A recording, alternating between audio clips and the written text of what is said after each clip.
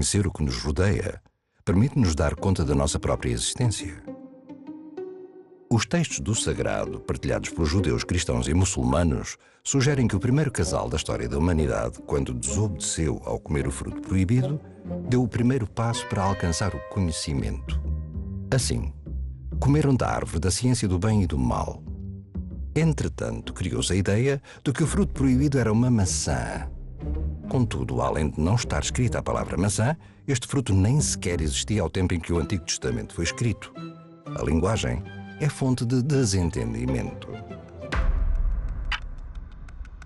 Acreditamos, repetimos, somos manipulados.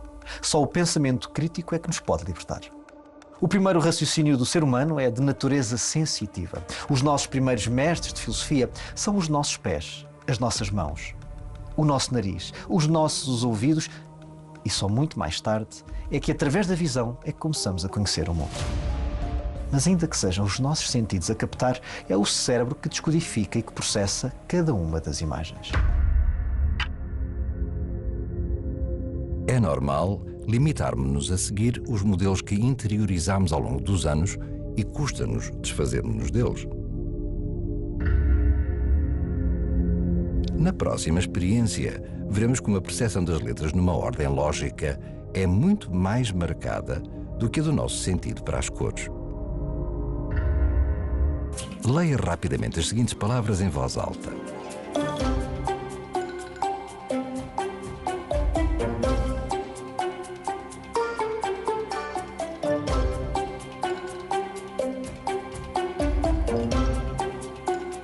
Agora, diga rapidamente que cores vê sem ler as palavras.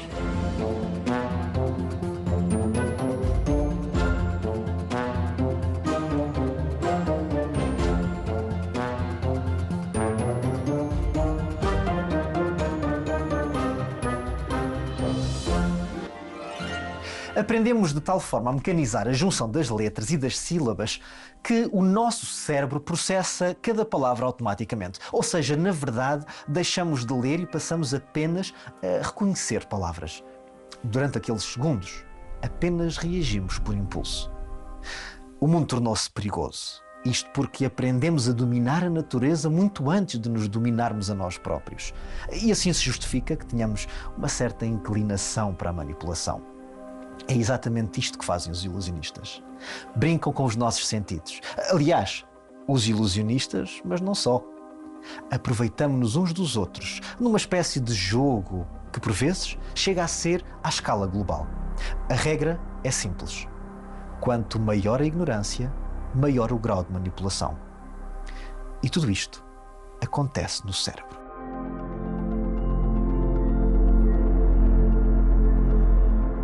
O cérebro é, sem dúvida, uma das maiores maravilhas da natureza.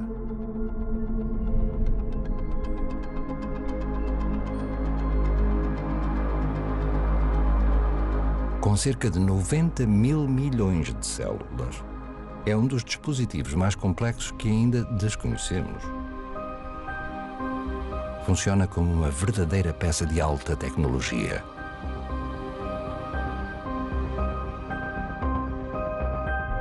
Um cérebro humano tem o tamanho e a forma aproximada de uma couve-flor. Pesa, em média, cerca de 1400 gramas. E tem uma textura semelhante à do tofu. É no cérebro que se experimentam as sensações, os sonhos, os medos, os desejos. É dentro dele que praticamente tudo acontece.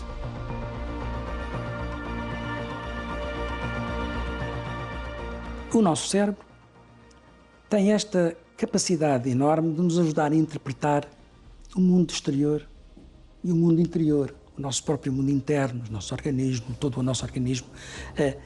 Todas as manifestações orgânicas são interpretadas pelas estruturas cerebrais.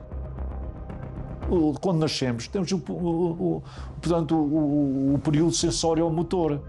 As emoções, está tudo na boca, por exemplo, a criança leva tudo para a boca, digamos.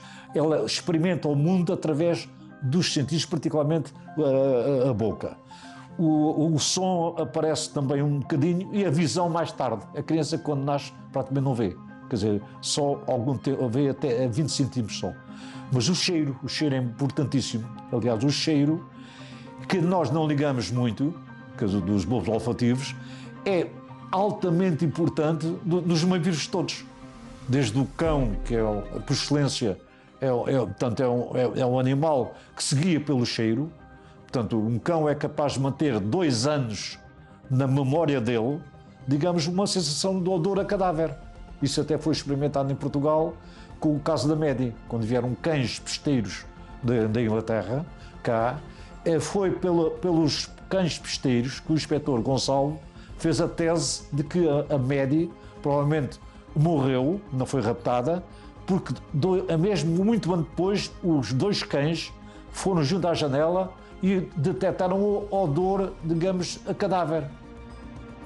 Eu lembro-me de um trabalho em que participei há muitos anos, onde nós punhamos ratos da mesma estirpe, gêmeos praticamente, uns numas caixas extremamente enriquecidas, com alimentação enriquecida, com muita água, com aquelas rodas onde eles gostam de andar, com outros ratos para lhes fazerem companhia, e o outro rato era posto numa gaiola, uma jaulinha mais pequena, apenas com a alimentação necessária, com a água necessária, um pouco mais, e estímulos não tinha nenhum. O que é que nós verificamos? Verificamos que os ratos que estavam em ambiente enriquecido tinham organizações encefálicas muito mais ricas em termos de conexões, o número de células seria mais ou menos o mesmo, mas em termos de ligações, de autoestradas de informação, muito superiores ao do rato que estava sozinho e isolado. Isso passa-se exatamente o mesmo connosco. Se nós formos privados de interações sociais desde o início, desde pequenos, formos privados de conhecimento, de cultura, nós temos seguramente muito menos plasticidade cerebral, neuronal e, portanto, cerebral, do que têm aqueles que têm, de facto, uma vivência rica. Portanto, o cérebro é muito dependente também das variáveis externas, muito dependente. Ele vai se enriquecer à medida que nós lhe injetamos, entre aspas, informação. As pessoas que têm o hábito de rezar ou meditar, por exemplo, apresentam uma amígdala reduzida. A amígdala é uma região do cérebro relacionada com a ansiedade e com o medo. Para além disto, também apresentam um córtex pré-frontal mais desenvolvido. Esta é uma região associada às formas de processamento cognitivo superior e à inteligência. O cérebro é dinâmico e, por isso, relaciona-se com o meio. Esta relação com o meio é essencial. Aliás, tem uma enorme importância, principalmente no que respeita à interação com os outros, em criança, durante as brincadeiras, durante as zangas, ou então em adultos, com os nossos colegas, com a nossa família ou com os nossos amigos. Em cada uma destas relações surgem desafios, erros imprevistos que nos tornam capazes de resolver mais facilmente cada uma destas situações. É por essa razão que se considera que o isolamento social é um verdadeiro perigo. Percebemos a importância que há em conhecer pessoas diferentes, em ler, viajar, conhecer outros pontos de vista, conhecer outras versões. Resume-se a isto: alargar os nossos horizontes. E atenção, que isto não é de agora. É que também durante a nossa fase mais primitiva, descobrimos o quão importante era sairmos da caverna.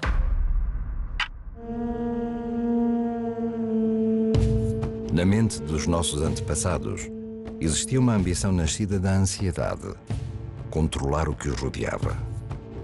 Por isso criaram rituais mais ou menos complexos que, depois de sistematizados, deram origem a grandes tradições: o misticismo, o ascetismo, a magia.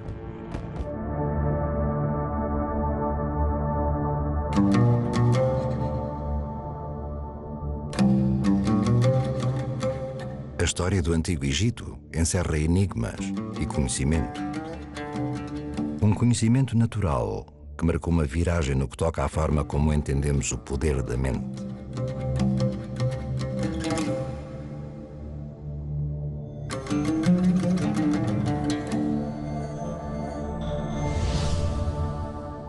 No que toca à ancestralidade do ilusionismo, é importante falarmos do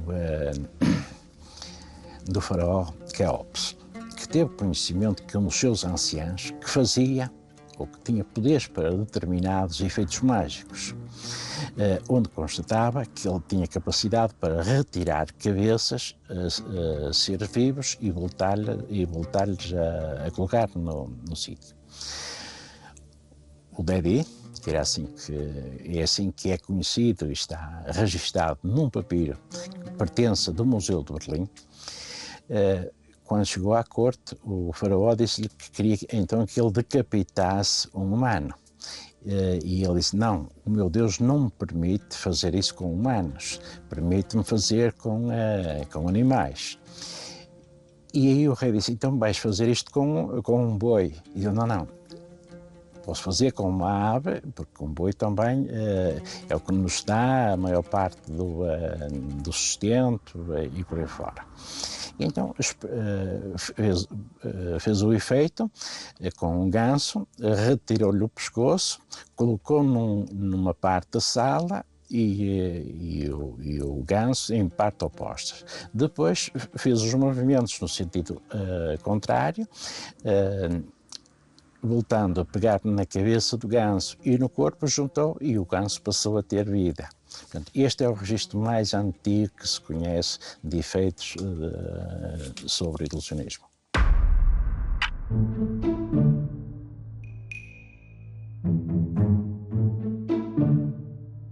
Reparem como este mago foi inteligente. Sabendo que não podia executar aquele truque ou aquela ilusão com um ser humano ou com outro tipo de animal, acabou por levar a que se escolhesse uma ave. Manipulou a sua audiência para jamais demonstrar que não era capaz de executar exatamente aquilo que tinha sido prometido. E porque estamos a falar de Egito, recordemos a história de Moisés, um hebreu criado pela filha do faraó que passou a fazer parte da corte egípcia. No confronto que teve com os magos do faraó, segundo os textos antigos, enquanto que Moisés transformava o bastão em serpente com o milagre, os magos do faraó recorriam ao truque das magias. E esta cena é particularmente interessante. Reparem que o que está em causa não é o milagre, mas a magia. E estes mesmos magos acabam por representar tantos outros influenciadores que durante a história da humanidade têm estado permanentemente ao lado do poder.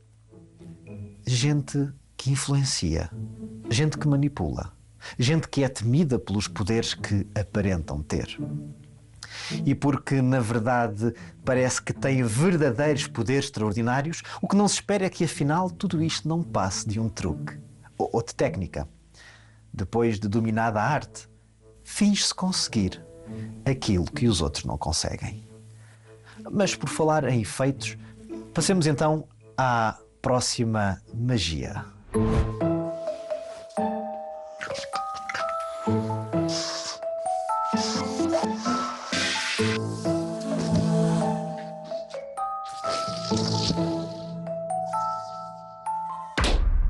Concentremos agora nestes 5 balões e vamos fazer um exercício que é muito simples.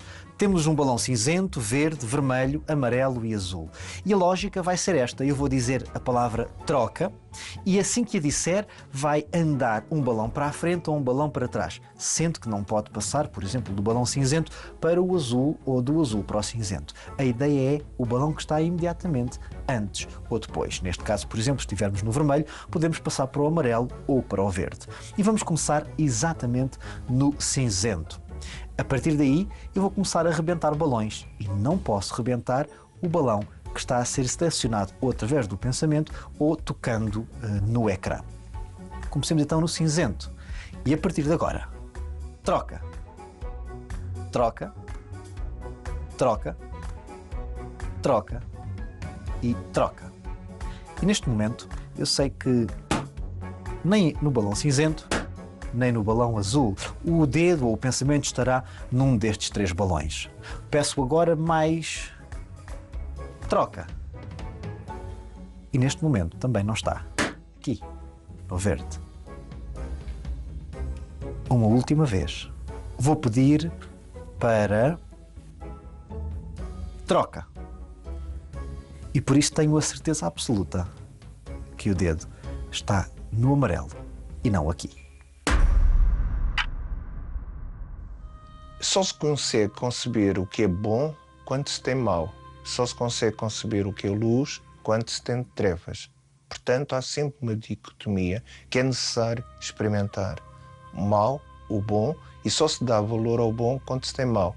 Porque se estiver sempre bom, nem sabe o que é bom. Portanto, é preciso haver sempre uma dicotomia. Houve uma ligação que luz, não a luz física, a luz que irradia, a luz que ilumina intelectualmente é um princípio de luz que se opõe às trevas. Não é a vela, é outra luz. Faça-se luz, não é acender uma lâmpada. Portanto, essa luz é um princípio que vem desde o começo, que se conta, porque há uma justaposição do dia da noite e que se vê que o dia é melhor para muitos do que a noite, porque faz com que se consiga observar, se consiga viver, se consiga tantas outras coisas. Logo, aplicou-se que a ilustração era luz e que o iluminismo era cultura. O que falta à humanidade que é inculta é esse iluminismo, mais instrução. O que era preciso é mandar instrução para todo o mundo, é ensinar a luz. Assim se entende que a lógica de chamarmos idade das trevas não está relacionada com as mortes, os combates, as doenças, mas sim com o que vem logo a seguir, a idade das luzes, o iluminismo, o conhecimento que se opõe à escuridão, à ignorância. Já está. Hoje é um dia que me apetece ter boas ideias. Mas sem a minha lâmpada. A minha lâmpada quebrou-se. A minha lâmpada partiu-se agora. Sem a minha lâmpada não consigo ter boas ideias. Não consigo ter uma única ideia. Não consigo ser mais idiota. Não. E agora? O que é que eu vou fazer à minha vida? A não ser que... Espera. Só um bocadinho. Ok. Estou sozinho. Bom dia. É São João das Lampas, não é? Ok. Precisava de uma, mas daquelas grandes, boas. Sim. O número 44, pode ser? Sim. Ok. Muito obrigado. Até já. Beijinhos. Abraços. Agora é só esperar um bocadinho.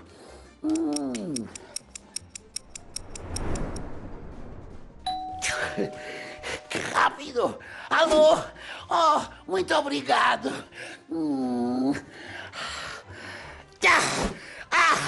Que incrível! Já está! Funciona! Uma ideia! Duas ideias! Duas de repente! Três ideias! Tantas ideias! Querida lâmpada! Não!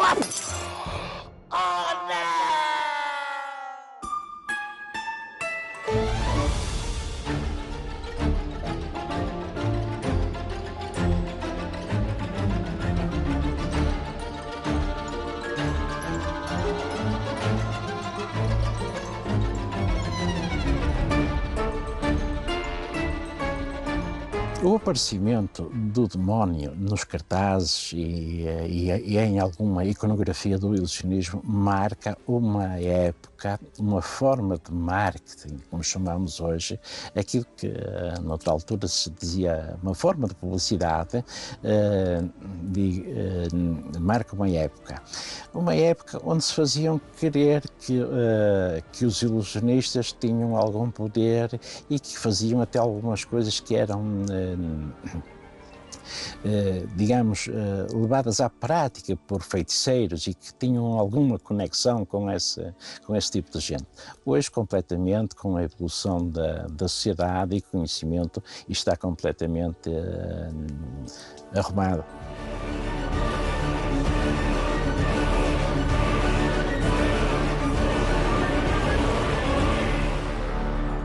O ilusionista é um tipo curioso que faz uns passos estranhos e que nos deixa baralhados muitas vezes, não é?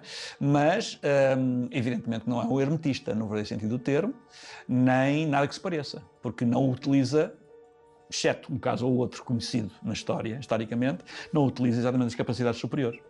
Utiliza truques na manga e coisas do género, não é? Pronto, eu que estou a lembrar-me de 2 casos de ilusionistas que eram mais do que isso. Mas pronto, independentemente disso, geralmente falando dos ilusionistas, é isso que se passa, não é?